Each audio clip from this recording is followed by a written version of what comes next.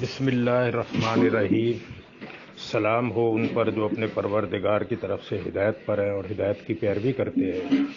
دیکھیے، میں نے یہ دو کلپ ڈاکٹر عثمانی رحمۃ اللہ علیہ کے لگائے ہیں۔ ایک کے اندر سورہ یوسف کے حوالے سے وہ کہتے ہیں کہ نئی حضرت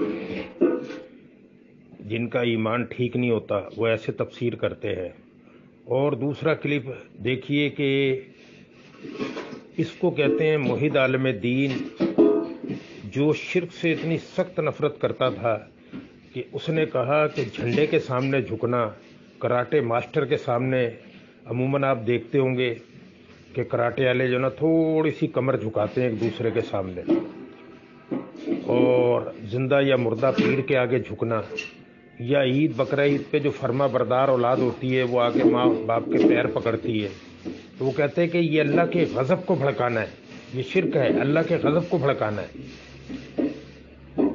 تو کمر جھکنی یا گردن جھکانی یہ تو ممکن ہی نہیں ہے۔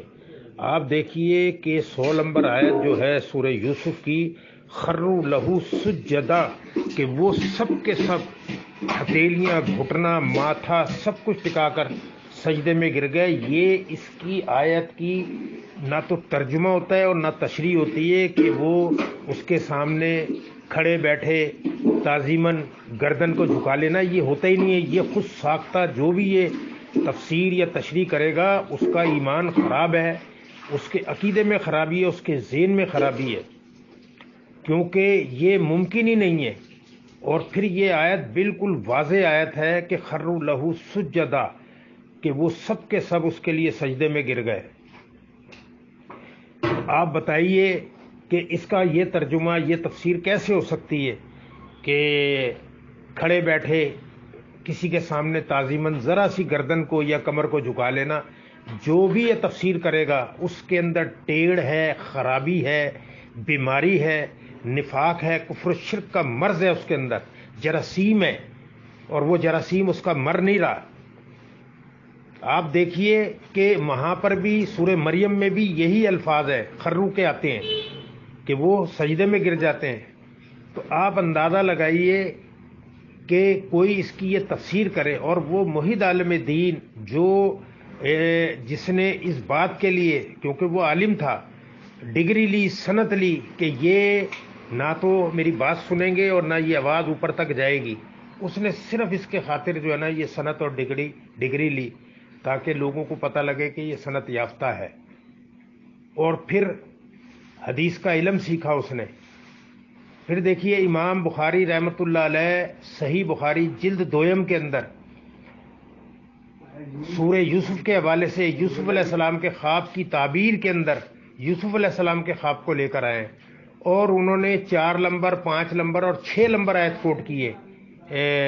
امام بخاری رحمۃ اللہ علیہ نے محمد حنیف یا اس جیسے ہزاروں بھی آ جائیں تو وہ امام بخاری کی برابری نہیں کر سکتے، وہ اتنا بڑا عالم دین تھا۔ اور پھر اس نے 101 نمبر آیت کوٹ کی امام بخاری رحمۃ اللہ علیہ نے، اور سجدے کا ذکر بھی نہیں کیا اس خواب کے اندر۔ تو آپ اندازہ لگائیے یہ بیماری ہوتی ہے، مرض ہوتا ہے کفر و شرک کا، جس کے اندر وہ اس قسم کی ایسے تفسیر کرتا ہے کہ اس مجاہد نے بھی یہی کہا کہ جس کا ایمان ٹھیک نہیں ہوتا وہ ایسے تفسیر کرتا ہے کہ یہ سجدہ یوسف علیہ السلام کو ہوا ہے، انہوں نے اپنے شاگردوں سے سجدہ کروانا ہوتا ہے۔ تو یہ محمد حنیف اپنے لیے سجدہ کروا رہا ہے، کیونکہ جس کی بات مانو گے، اللہ تعالیٰ نے یہ بات کتاب مقدس کے اندر لکھ دی کہ میں نے تم سے کہا نہیں تھا کہ شیطان کی پیروی نہ کرنا۔ اگر آپ اس عقیدے کی پیروی کرو گے جو عقیدہ قرآن اور حدیث کے خلاف ہوگا تو آپ شیطان کی پیروی کر رہے ہیں، آپ اس کی بندگی کر رہے ہیں۔ تو آپ جس کی بات مان رہے ہیں حکم اللہ کا اور سنت نبی صلی اللہ علیہ وسلم کی، یہ دین اسلام ہے، تو آپ جس کی اتباع اور پیروی کر رہے ہیں اور ڈر رہے ہیں تو سمجھ لیجئے آپ اسی کی پیروی کر رہے ہیں۔ آپ کو ڈرنا چاہیے اللہ سے ڈرنا چاہیے، کیونکہ وہ شدید عذاب دینے والا ہے اللہ۔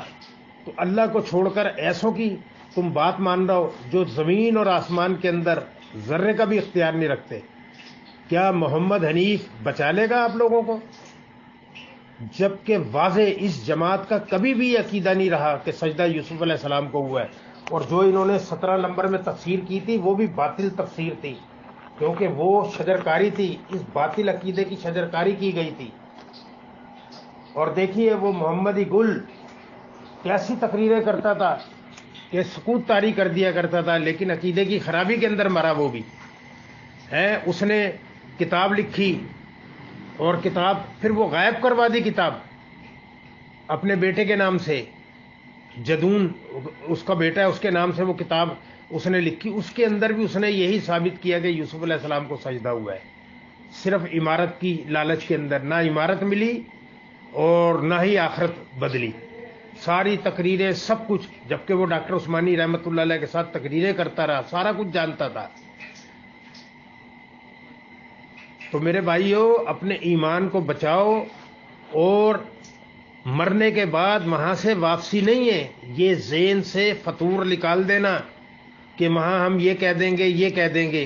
بلکہ میں یہاں ایک ایسی موٹی سی بات کرتا ہوں۔ میرے اپنے ایک رشتہ دار نے، لیڈیز نے میرے سے سوال کیا، تو میں نے کہا بھائی میں ایک سیدھا سادہ جواب دوں آپ کو اس کا آسان، کہ مثال کے طور پہ یہ سجدہ یوسف علیہ السلام کو ہوا ہے بقول تمہارے، اور اس میں وضاحت نہیں ہے بالکل بھی۔ میں نے کہا کل قیامت والے دن اللہ تعالیٰ ہم سے پوچھتا ہے، وہ تو دلوں کے بھید جانتا ہے، کہ بارہلا اس کے اندر تو وضاحت نہیں تھی، اس لیے سجدہ تو تیرے علاوہ کسی کو بھی نہیں ہے۔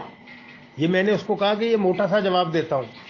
تو میں نے کہا بچت کا راستہ ہے، بچت کا راستہ ہے، کیونکہ اللہ کی کتاب کہتی ہے کہ نہ سورج کو سجدہ کرو نہ چاند کو، اس کو سجدہ کرو جس نے اس کو پیدا کیا ہے۔ بوٹیاں، درخت، سورہ رحمان میں اللہ تعالیٰ کہہ رہا ہے، ہر چیز اللہ کو سجدہ کر رہی ہے۔